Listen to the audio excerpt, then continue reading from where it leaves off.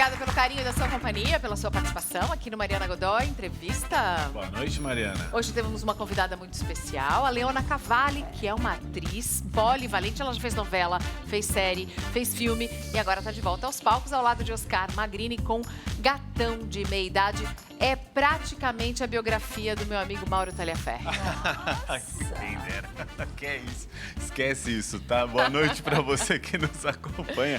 E a gente também vai ter aqui uma banda ícone do rock nacional, Biquíni Cavadão. Bom demais, bom Biquíni demais. Cavadão, muito bom. Pode ir mandando pra gente qual é a música do Biquíni que você mais se lembra? É isso aí. A gente se lembra deles surgindo lá no começo, eu era adolescente, né? praticamente, nos anos Eu também. 90. E agora eles estão divulgando o trabalho mais recente deles com músicas do Herbert Viana, o líder do Paralamas do Sucesso, outra banda que a gente adora. Leona Cavalli, Biquíni Cavadão, começando agora. Vamos nessa. Vamos nessa. Oi, Leona. Oi, Obrigada. Que delícia receber você aqui. Soube que é a biografia do Mauro, Gatão de Meia Idade. Gatão de Meia Idade, tá vendo? Saber, né? Gatão de Meia Idade é o personagem do Miguel Paiva, não é? É o personagem do Miguel Paiva, baseado nas tirinhas de quadrinhos que ele escreveu durante anos e anos no Globo, fez muito sucesso e é uma peça inédita, já teve adaptação para o cinema com Alexandre Borges fazendo o personagem, mas como teatro é inédito, inédita a montagem. A gente já teve em cartaz aqui em São Paulo, já estivemos em cartaz por 3 meses no Rio e viajamos por algumas cidades, agora voltamos a São Paulo. Não, e nessa época, véspera de eleição, é bom ir ao teatro, dar uma risada, Vai ser desanuviar, muito bom, relaxar um vocês virem lá pouquinho, amanhã né? e domingo para Como é a relaxar um resposta do pouquinho. público? É ótima. Isso que é muito legal. É tão bom fazer comédia porque chega muito nas pessoas. E essa peça, como é uma peça, eu faço 8 personagens, 8 mulheres. Pois é, eu vi. Então, o Oscar Magrini faz o Gatão. O Iaco Sideratos, que é um grande ventríloco, que faz a consciência do gatão, isso é uma leitura do diretor, do Eduardo Figueiredo, que eu acho que fica muito bacana, tem uma empatia muito grande com o público, porque o gatão tem a consciência dele representada pelos bonecos, e o Iaco faz a voz dos bonecos muito bem. E eu faço 8 mulheres, cada uma diferente da outra, com várias personalidades diferentes, tem a alérgica, tem a ciumenta, tem a com mania de limpeza. Não, a alérgica, eu já estou imaginando, né? Tem a dominatrix e as pessoas se identificam muito, muito. O público ri de todas elas. E as mulheres, claro, vêm me falar, me identifico mais com aquela outra. Enfim, é muito bacana exatamente porque chega muito nas pessoas. Em que teatro? No Teatro J. Safra, amanhã, hoje e amanhã. Sexta, sábados e domingos, sextas às 21h30, sábado às 21h e domingo às 20h. Nossa. E os homens, o que tem? Estão dando risada Calma, também? Ou calma. saem meio pensativos? Assim? Se identificou, né, Maura? Ela te entregou aqui. Não, os homens também se divertem muito, porque o que a gente mais vê é o seguinte, se pessoas falando, o casais falando, olha, tá vendo? Tá vendo? Tá vendo? Mulheres e homens. E tem muitos amigos que falam, bom, eu já tive experiência com todas esse tipo de mulheres. Eu não sei se eles aumentam um pouquinho, se não é bem assim, mas eles se identificam muito também. O Gatão da Meia Idade, aqui em São Paulo é muito difícil a gente acompanhar o jornal O Globo, que é mais do Rio de Janeiro, não tem nem como ser assinante. Sim. Mas aqui em São Paulo tinha uma outra tirinha também que fazia muito sucesso, que era a Rebordosa, lembra? Rebordosa, mas o Gatão de Meia Idade tinha algum jornal, se não me engano, acho que o Estadão também ele tinha as foi tiras. Eu lembro de ler bastante. O Miguel escreveu ele durante muito tempo. É uma personagem muito conhecida e teve essa versão do cinema. Mas o que é bacana é que como ele passa por todas as mulheres e ele foi escrito, talvez as pessoas falem assim, é uma versão masculina, é uma versão, um olhar masculino, mas o fato de terem muitas mulheres diferentes é bacana porque tem o olhar feminino, sobretudo nesse momento, porque o Miguel, para escrever a peça, ele adaptou as tirinhas, né? A peça é recente, as tirinhas são mais antigas. Mas, então, ele é um olhar para esse momento. Teve uma releitura dele mesmo como autor para poder falar com as pessoas do dia de hoje, porque né? senão, certamente, ele seria acusado de machismo. Tô Machismo, vendo. claro. Mas tem gente que chega até a dizer que a peça tem um quê mais feminista. Eu acho ótimo. Mas, ao mesmo tempo, não vai por aí. O fato é que fala de homens e mulheres. É tão engraçado que no teatro, vários atores falam, a reação do público é assim, a gente vê... quando a gente está assistindo, a gente nem percebe que vocês têm noção de que a gente está ali, né? O público. Mas vocês conseguem olhar e sentir, né? O grande barato do teatro, a maravilha do teatro é exatamente isso, é ao vivo. E para a gente a importância maior são as pessoas, é o público que está vendo. Você gosta mais de teatro do que de novela, filme? Não tem como dizer, porque ao mesmo tempo eu amo fazer televisão, amo fazer cinema, amo fazer rádio. Eu acho que para a gente o importante é comunicar, né? Cada um tem uma beleza. Então a força do teatro é exatamente o fato de não ter edição, é ao vivo e você nota muito. Nesse caso, nessa peça, tem número de plateia. Então, aí já é diferente. Tem uma personagem que vai para a plateia. Mas mesmo quando não tem, a plateia é o grande diferencial. E claro que na televisão, o fato de você ter que gravar várias cenas por dia. E quando você vai ver, já está no ar. Então, você tem que trabalhar também com autocrítica demais, porque é muita coisa e você tem que ter um olhar para o cotidiano. Imagina que uma novela você grava cenas que, por exemplo, talvez no teatro não teriam importância, que na novela tem o máximo de importância. Um diálogo, você está tomando café, você está respirando, você tem um tempo que no cinema e no teatro, por serem histórias curtas, mesmo as mais longas são curtas, tem 1 hora, 2 horas. Eu já fiz peça de 8 horas, mas mesmo assim, em relação a uma novela, é extremamente curta, um filme. Como é que você fez peça de 8 horas? Eu fiz peça com Zé Celso Martinez Correia. Fiz Bacantes com 8 horas e fiz Cacilda, sobre a vida da Cacilda Becker, que foi uma grande atriz brasileira, que tinha 6 horas. E fiz a minha estreia no teatro profissional, que foi o Hamlet, eu fazia Ofélia. A gente chegou a fazer com 8 um ensaio aberto, depois quando estreou a gente brinca que era curta, tinha 6. E o público ficava. Não, isso é o melhor, é o público ficar. Tinha 2 intervalos e o público ficava. Leonardo, existe isso. No teatro, se você faz uma cena cômica, você tem a reação imediata da plateia. Você sabe ali se a cena funcionou ou não funcionou. Sim. No cinema e na televisão, como é que é a tua percepção para saber essa cena deu certo, essa cena funcionou? Que referenciais você tem para saber se ficou legal? Eu lembro que a primeira cena que eu fiz no cinema, eu tive uma descoberta que para mim foi muito importante, porque foi o Céu de Estrelas, o filme da Tata Amaral, que foi premiadíssimo, foi uma estreia muito forte para mim, porque eu nunca tinha feito nada, nem curta. Foi a primeira minha cena com câmera. E eu lembro que a minha referência não era a câmera, era o câmera, que está ali atrás. E as pessoas do set, porque eram as pessoas que estavam ao vivo. Depois é que eu comecei a entrar nessa relação que é muito mais delicada, que é com as pessoas que estão assistindo atrás da câmera. Mas a nossa primeira referência são as pessoas que estão no set. Então, é o câmera, é a equipe que está com o som, são os outros atores, naturalmente, o diretor ou a diretora, ou seja, quem está ali, porque nunca você está sozinho. Mesmo que seja uma cena que esteja só você e a plateia, no caso do cinema e do teatro, que está atrás da câmera, sempre tem pessoas ali. O que é que te diverte mais? É fazer o papel que já é para ser uma comédia ou é fazer a vilã? Eu acho que o que diverte são as nuances.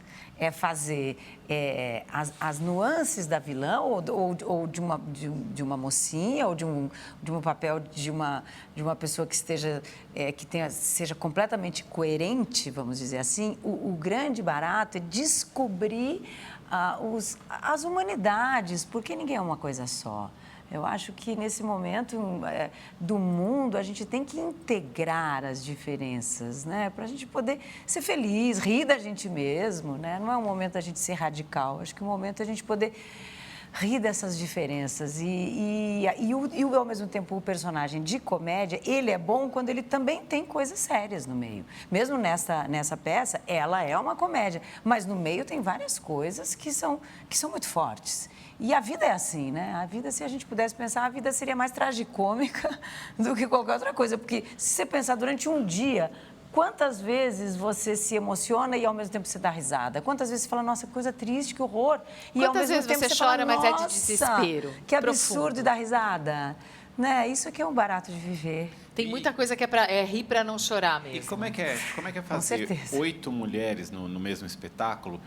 E você mesma falou, né? Uma é alérgica, a outra é a dominadora e tal, mas sem deixar que elas caiam apenas no clichê, na caricatura, de dar uma humanidade para cada uma delas. Eu procuro colocar um pouquinho de mim mesma também, né? A gente tem um pouco de tudo. E também identificar na plateia, tem tantas pessoas que chegam e falam, nossa, eu sou assim, ou eu conheço uma pessoa que é assim. Sempre eu acho que eu sou atriz porque eu sou apaixonada pelas pessoas. A possibilidade de nós atuarmos é o fato de que a gente realmente tem de tudo um pouco. E isso nos deixa mais próximos das pessoas. Um ator não tem como ser um crítico das pessoas, né? A gente tem que ir descobrir essa humanidade. Eu acho que é isso que faz, isso que aproxima. E que no meio disso é possível você brincar. Por exemplo, tem uma que na companhia de limpeza, eu faço ela gaúcha, e eu sou gaúcha. Então, eu brinco com a gauchice dela, né? Aí você faz um sotaque, Aí eu fala faço tri, sotaque, fala tchê. tri, hashtag tri, né? Brinco bastante com isso, tri limpo, tri. E aí eu tenho uma que é nordestina, que é a ciumenta, que é super engraçada e que eu brinco com essa coisa arretada, isso aí. Aí a plateia morre de rir com elas. E eu dou risada de mim mesma também, né?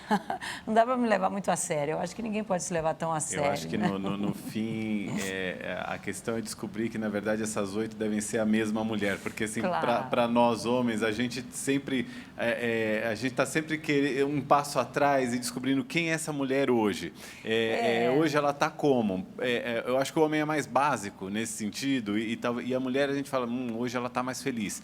Hoje ela está mais quieta. Hoje ela está mais... hoje ela está alérgica. Então, e a gente vai tentando seguir um pouquinho atrás para ver onde é que a gente se encaixa nesse universo aí. Não Tá sei, vendo? não A gente sei tá se dando vocês risada, então. concordam. Não falei que era?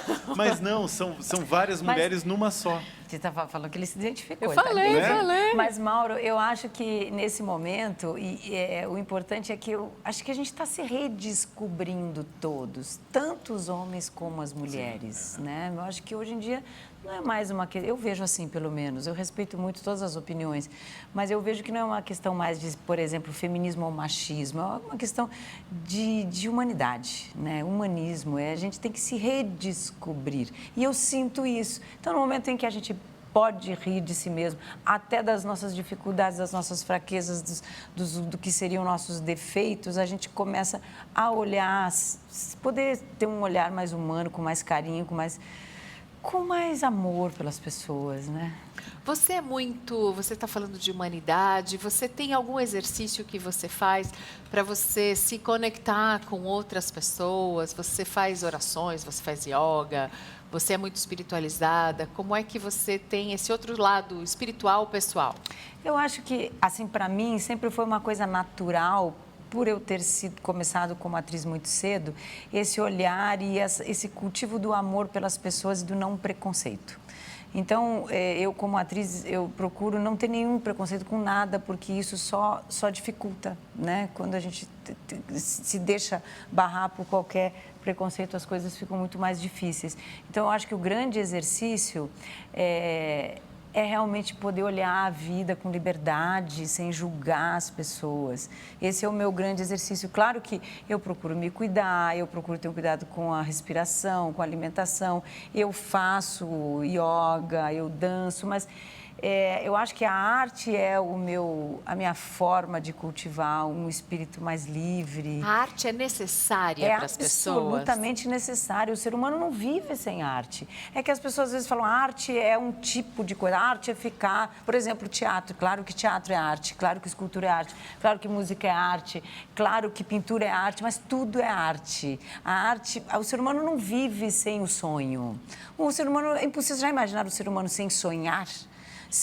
Uma criança sem brincar? Uma criança não vê, você mata uma criança, você fala, você não pode brincar. Você não pode acreditar que essa brincadeira que você está fazendo é mentira. Isso não existe, isso é uma forma de você matar a humanidade. Então, o sonho é absolutamente vital para a nossa felicidade. Agora, como é que isso você vai identificar isso? Então, existe a arte nas suas diversas formas, que foi chamada assim. A gente pode chamar de outras coisas, mas o sonhar é absolutamente fundamental. Você já fez Ofélia, então você já representou alguma peça de Shakespeare, você já fez Nelson Rodrigues. Já fiz grandes autores. Quais são os que você destaca para a formação de um ator? Quais são os autores que você destaca? Ou para interpretar, ou para leitura mesmo? Eu acho que eu tive uma grande sorte de poder começar fazendo grandes autores. Realmente, eu fiz Gil Vicente, eu fiz Shakespeare, eu fiz Eurípides, eu fiz Nelson Rodrigues, Tennessee Williams, que é um autor maravilhoso. Então, acho que é fundamental a leitura para qualquer pessoa que deseja ser ator ou mesmo deseja ler coisas diferentes, pesquisar mais sobre a alma humana. É fundamental a leitura de grandes autores. E no Brasil, acho que a gente não tem muito esse cultivo e nós temos autores maravilhosos. Então, esses que eu citei, eu acho que são fundamentais e acho que é importante ver os gregos também, porque tem tantas coisas que estão aí, e que as tragédias gregas são maravilhosas, maravilhosas. Então, é importante ir na essência e ler autores, dramaturgos, a nossa literatura, ler Guimarães Rosa, Graciliano Ramos, Machado de Assis. Os clássicos são fundamentais, tem que ler, entendeu? Ler é muito legal, é muito divertido, né? Essa coisa da arte, quer dizer, você sonha lendo, você cria, você cultiva uma criatividade e ao cultivar a criatividade, você cultiva possibilidades de vida melhor, coisas que a gente não está nem imaginando. Porque às vezes a gente fala assim, então é assim, é assado. Não, isso é assim, é assado, mas pode ser outra coisa, pode ser uma terceira opção. Leona, nessa era de alta tecnologia, em que a gente pode escolher o que vai ver na televisão, em que a gente tem a TV on demand, isso melhorou para o trabalho de ator? Isso ampliou o mercado? Isso criou novas possibilidades? Você não precisa ficar mais esperando surgir um projeto para você ser apresentado, você pode fazer coisas por conta própria. Aumentou as possibilidades? Aumentou, com certeza. Essa abertura é maravilhosa, eu acho. E a coisa da internet também, atualmente qualquer um faz um vídeo.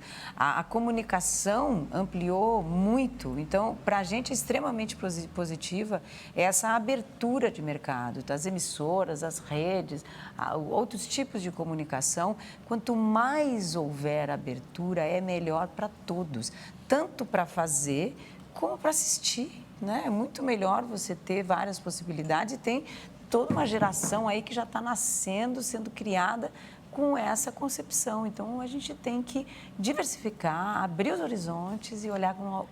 A gente está batendo Gatão de Meia-Idade no Teatro J. Safra. Teatro J. Safra. Onde fica o J. Safra? O J. Safra fica na Barra Funda, em São Paulo. É um teatro maravilhoso, um teatro que tem tido uma grande diversidade de shows, de peças, um teatro que tem se firmado. Nós tivemos em cartaz um tempo também com Frida e Diego, que foi outra peça que eu fiz com a direção do Eduardo Figueiredo. Frida Kahlo e Diego Rivera. Frida Kahlo e Diego Rivera, que foi um sucesso. O próprio Gatão de Meia-Idade já esteve em cartaz lá, é um teatro lindo. E a gente está, então, também amanhã, amanhã sábado, sábado e domingo. Isso, 20 horas e 21 e domingo 20. Espero vocês. Fica o convite da Leona Cavalli, do Oscar Magrini, e a gente volta já já com o Biquíni Cavadão. Até já.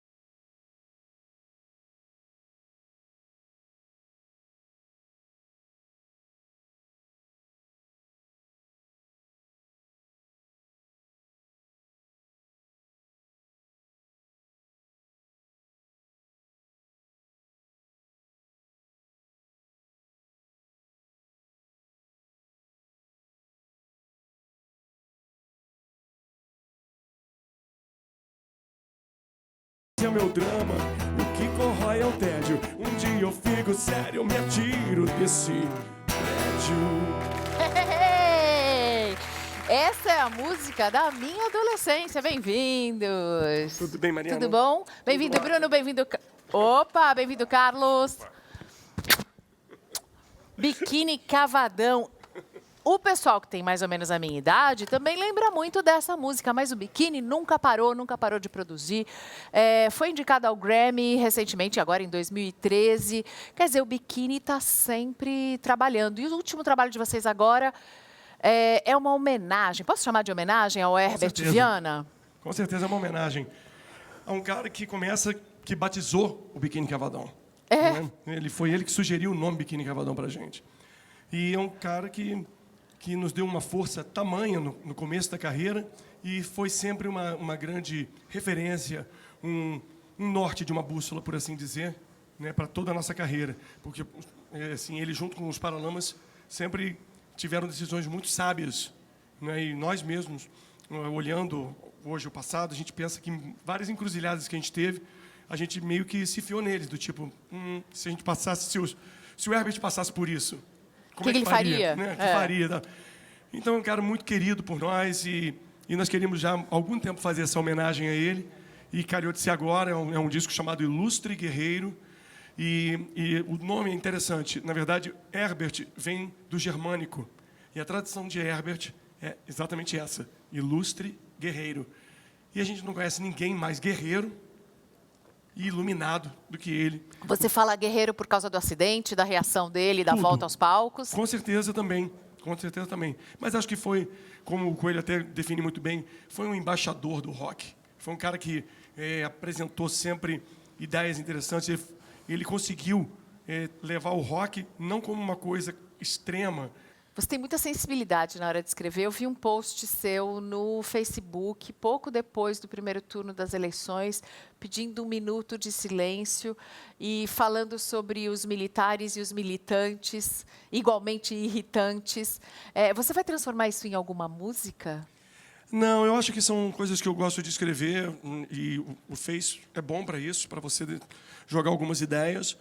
Mas não, o que aconteceu, e eu espero que a gente tenha uma unidade, afinal de contas, agora que nós temos um novo presidente, eu acho que... Teremos domingo agora, domingo que vem Exatamente. vai ser o segundo turno da eleição. Exatamente. Então, perdão, agora que teremos um novo presidente, né, eu acho que a gente tem que se unir, porque, na verdade, não adianta você agora falar assim, temos que entender, estamos todos no mesmo barco, entendeu?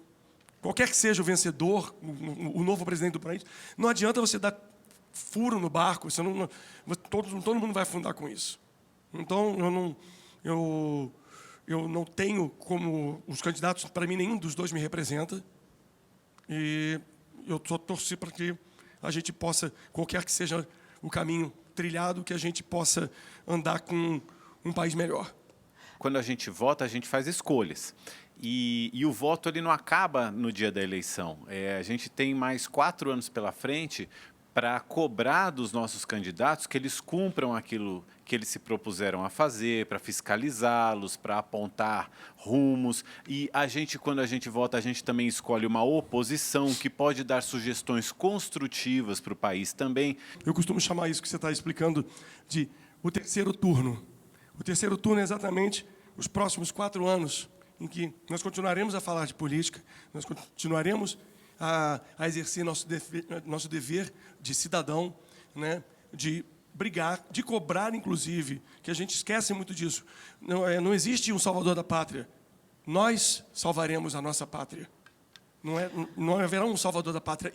E só salvaremos na medida em que nós cobrarmos, especialmente do Congresso, as decisões, porque presidente nenhum vai poder falar, olha, vai ser desse jeito ou daquele, vai ter que ter uma aprovação no Congresso. E você pode cobrar o seu deputado, o seu senador eleito, para que a gente possa chegar nessas soluções. É importantíssimo que todos participem para que a escolha seja a mais ampla possível, né? E para que a gente não cante uma música do Biquíni Cavadão como Zé Ninguém, né?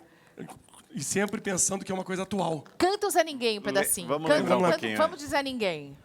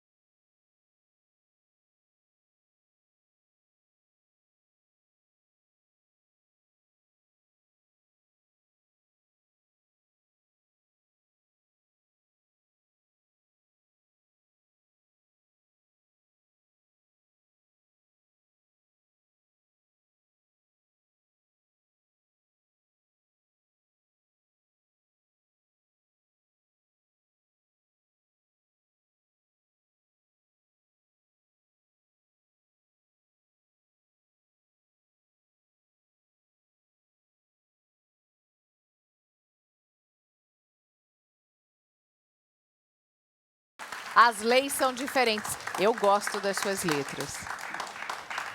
Eu gosto. Eu acho que a gente teve uma produção do rock nacional muito bacana sempre. E as letras são importantes. A gente, às vezes, absorve a cultura americana por causa da programação das rádios. E até a gente canta as músicas que a gente ouve lá de fora, mas não para, às vezes, para pensar na letra das músicas que tem aqui. Qual letra é a que você mais gosta?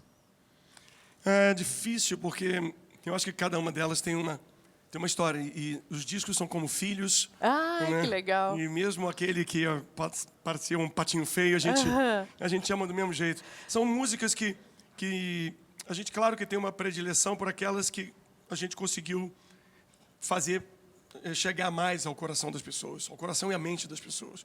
Então, Zé Ninguém, com certeza, é uma delas. Tédio, a gente tem muito prazer em tocar. O Vento Ventania, que, né, fala muito sobre liberdade, né?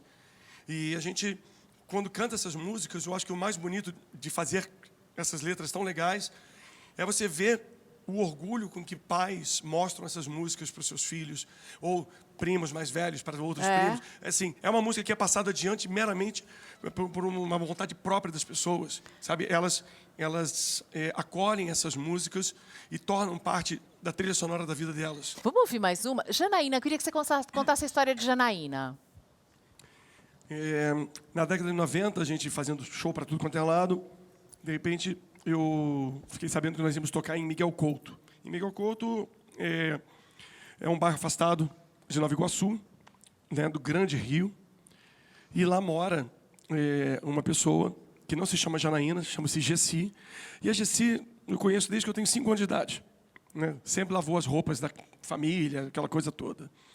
E saímos numa noite, entramos num radiotáxi, e lá fomos andando, sem parar. E tá que não chega, eu comecei a reclamar. Pô, mas tá demorando. Pô, falta muito para chegar. Nessa época eu não tinha aplicativo para a gente saber, a gente só tinha que perguntar para o motorista.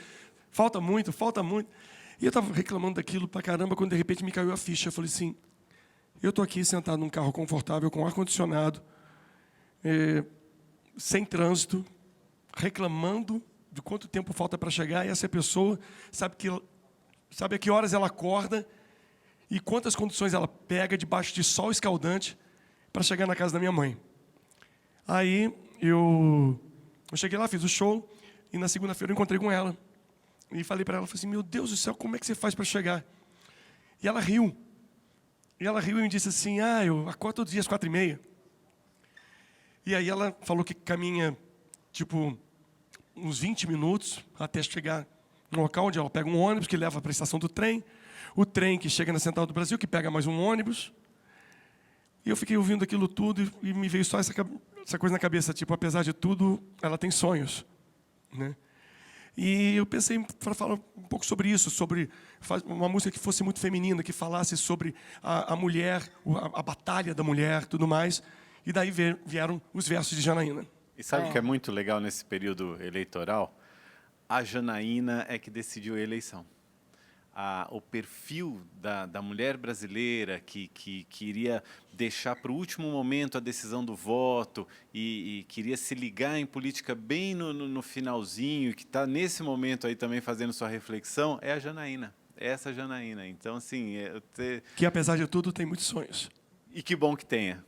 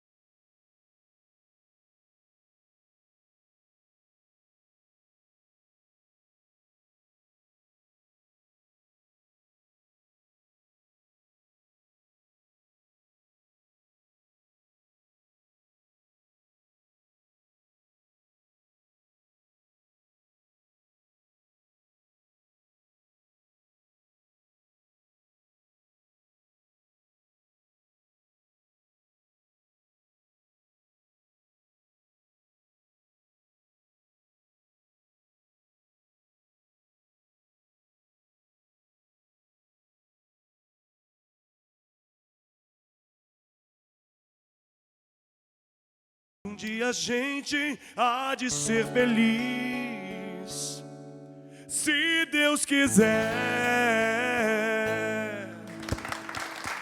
Biquíni Cavadão aqui com a gente no Mariana Godá Entrevista. Diga, Mauro. O trabalho de vocês, como é que ele foi parar dentro da internet? Como é que ele está se desenvolvendo até hoje?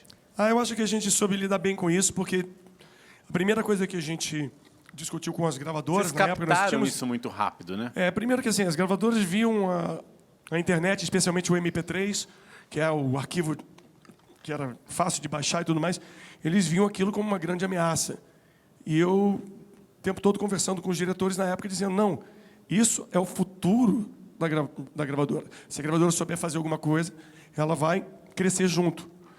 E, na verdade, hoje as gravadoras conseguem entender isso, mas elas amargaram 20 anos, entendeu? Para entender essa relação. E a gente, desde o começo, a gente soube lidar com isso. E não tardou muito a gente também a buscar um trabalho mais independente.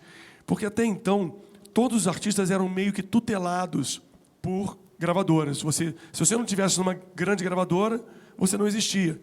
E a internet permitiu que as pessoas pudessem fazer um caminho diferente. E, muitas vezes, não ver a gravadora como um inimigo, mas como um parceiro, sabe, que poderia, ali, junto com a sua experiência, né, divulgar o trabalho muito bem. Então, foi ótimo. A gente reviu nossas ideias, conversamos várias vezes com vários gravadores. Até hoje, nós lançamos... cada disco que a gente lança, a gente senta com vários executivos de gravadora. Às vezes, a gente decide não lançar por nenhuma.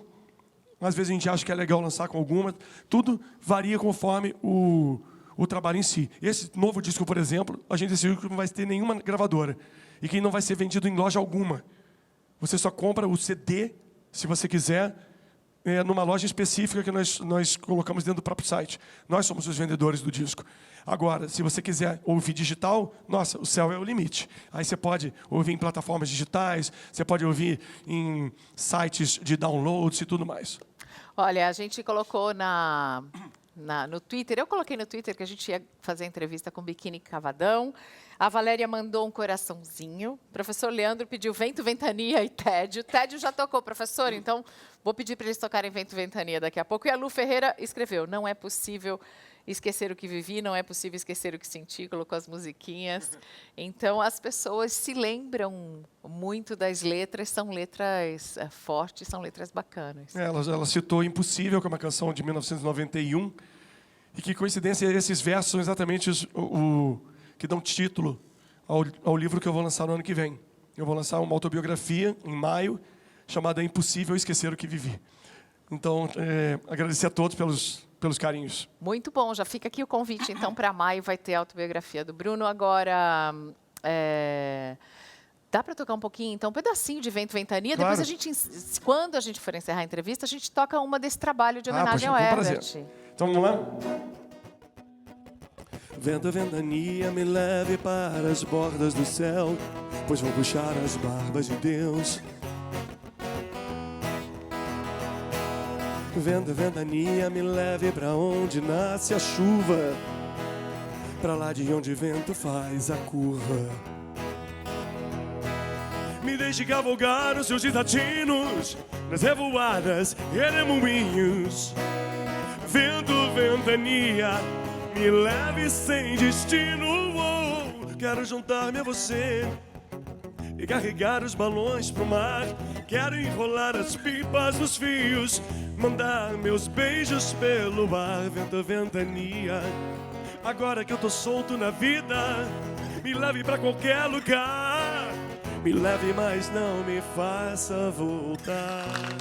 Estão indo já para 2.500 shows na carreira, é isso? Exatamente. Qual foi o show mais tesão que vocês fizeram? Eu acho que os shows que nós gravamos, eles acabam são especiais para a gente porque nós temos a capacidade não só de lembrar, mas de assistir ele inteiramente. O DVD que nós gravamos em 2004, lançamos em 2005 para celebrar 20 anos, foi gravado em Fortaleza para 40 mil pessoas. Foi um marco, foi um divisor de águas do Biquíni. E esse é um bom exemplo. Mas também fizemos um show em Goiânia, que virou DVD de 30 anos. E foi um DVD maravilhoso em Goiânia, que, nossa, foi Foi muito bom estar no coração do Brasil e pessoas vindo de todos os cantos, né, para cantar junto com a gente. Então, eu talvez falaria mais desses dois, porque eles têm esse dado especial, que não é só lembrar, você pode pegar e ver, assistir, e aí eu consigo lembrar de todas as emoções com maiores detalhes. E Né? teve algum show na carreira de vocês que foi micado, que não deu certo, que não rolou? Nós tivemos um show muito difícil para fazer no Hollywood Rock, em 1993. Nós estávamos no auge do sucesso, mas a gente foi colocado para abrir duas bandas bem fortes e com um público muito radical. Uma das bandas era o Alice in Chains e a outra era o Red Hot Chili Peppers. Isso tem que contextualizar. É um momento em que, no Brasil, quase você não tinha shows internacionais. Então, as pessoas, quando iam num show internacional, elas madrugavam na porta do estádio, às vezes ficavam o dia inteiro com o sol na cabeça. E quando começou, tinham bandas nacionais, mas nós éramos a última banda antes de começar as atrações internacionais. Ou seja, tudo que elas queriam que o nosso show acabasse. E foram cruéis nesse sentido. E nós tivemos que segurar ali aquela situação de uma maneira muito dura. Mas como a gente sabia que o show estava sendo gravado, ele estava sendo transmitido, nós começamos a pensar em quem estava assistindo. Então teve um momento que é engraçado, que todos eles fizeram aquele sinal com o dedo médio, né? E toda assim, tipo, eu estou falando de 80 mil pessoas e você tem 4 mil na sua frente, que são aquelas ferrenhas, fazendo aquele sinal com o dedo médio para você. E eu, com aquela calma e tranquilidade, dizendo: o público aqui da frente está todo com os braços para cima, eu quero ver todo mundo com o braço para cima. Entendeu? E todo mundo levantava o braço e na televisão não aparecia nada daquilo.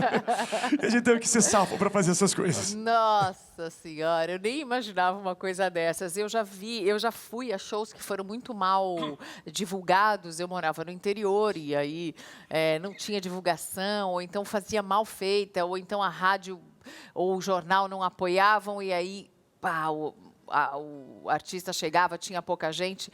E aí eu perguntei uma vez para um dos artistas, eu falei: e daí? Ele falou: se você ficar aí, eu toco. Isso mesmo. Isso é muito Olha, bacana. eu costumo dizer o seguinte: eu não toco para quem não está presente, eu toco para quem está. Eu não estou preocupado com quem não veio. Eu tenho que ir com quem está ali na frente. Pode ser 2 pessoas que... Obrigado, mas é verdade. É isso, é você se preocupar com quem está ali. Porque quando você toca para pouca gente, você só tem 2 situações. Aquelas poucas pessoas que vieram podem voltar dizendo: poxa, melhor foi você que ficou em casa mesmo, porque pô, os caras chegaram lá todos desanimados. Ou então o cara voltar dizendo: cara, tu perdeu. Pô, foi incrível, foi maravilhoso, etc. Eu sou mais a segunda opção, Olha, é o seguinte, a gente aqui também, a nossa plateia é pequenininha, mas está com o maior tesão e está com o maior amor pelo Biquíni Cavadão. Vamos ouvir uma última. Vamos encerrar, então, com uma do Ilustre Guerreiro. Esse show que vocês fazem em homenagem agora ao Herbert Viana, do Paralamas. Exatamente. Dia 1º, então, né? Dia 1º de dezembro. No Teatro Bradesco. Teatro Bradesco. E a gente o show deve estar começando por volta de... Posso estar enganado, mas eu acho que é em torno de 9 horas, né? Não é um horário tardio, que muitas vezes quem pensa em banda de rock vai começar tarde da noite. Não, é horário de teatro. É. Ok? Teatro Bradesco, 1º de dezembro. Exatamente. Boa, vamos ouvir. Vou deixar o palco para vocês. Olhos fechados pra te encontrar. Não estou ao seu lado, mas posso sonhar. Onde quer que eu vá, levo você no olhar.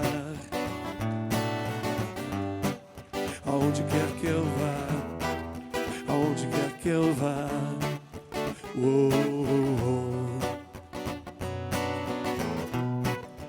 Não sei bem certo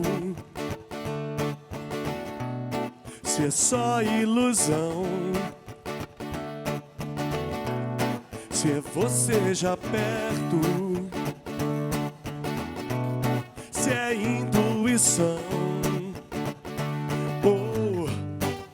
Aonde quer que eu vá, levo você no olhar. Aonde quer que eu vá, aonde quer que eu vá.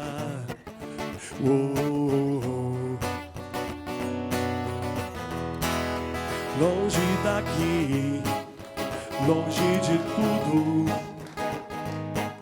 Os sonhos vão te buscar. Volta pra mim, vem pro meu mundo. Eu sempre vou te esperar.